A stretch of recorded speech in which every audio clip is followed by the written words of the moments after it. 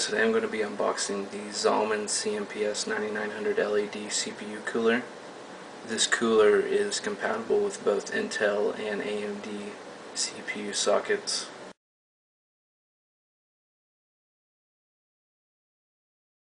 This cooler has a built-in 2-ball bearing 120mm blue LED fan. This fan uses a 4-pin power connector, which enables PWM fan speed control or pulse width modulation. Essentially all this means is that the speed of the CPU fan will be dependent on the CPU temperature. So the hotter the CPU, the faster the fan runs, and the cooler the CPU, the lower the fan runs, and vice versa. This cooler is 100% copper and utilizes copper fins and copper heat pipes.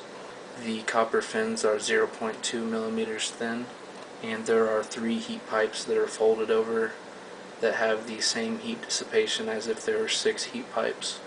This cooler features a dual heat sink design in which 1 heat pipe and copper fins are placed in front of the cooling fan, and then 2 more heat pipes and copper fins are placed behind the cooling fan. And one more thing, the base of the CPU cooler has a smooth mirror finish. A couple more things about this cooler. It is a huge cooler. The dimensions for it are 3.7 inches long by 5.2 inches wide by 5.9 inches tall. It weighs 1.6 pounds. The fan speed is 1000 RPMs to 2000 RPMs plus or minus 10%. And the noise level of this cooler is 19.5 decibels to 38 decibels plus or minus 10%. And the last thing I want to point out is the dissipation area of this cooler is 5,402 cubic meters squared. But this is a look at the front of the box. This is the back of the box. That is the left side of the box, the right side of the box, and the top of the box.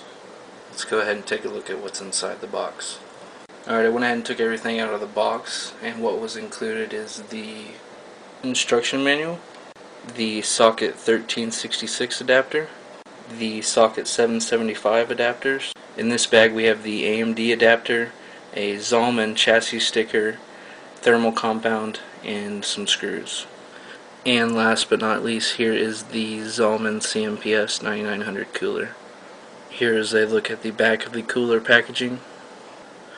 I wanted to point out that the plastic here in between the 2 heat sinks, that is only there to protect the cooler during shipping.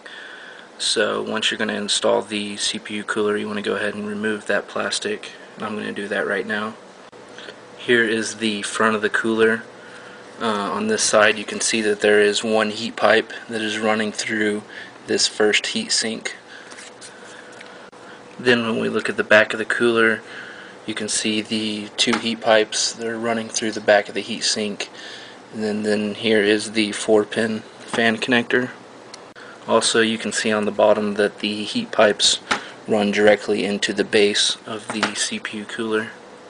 Then when we look at the side of the cooler, we can see the dual heat sink design. There's the heat sink in front of the fan and the heat sink behind the fan.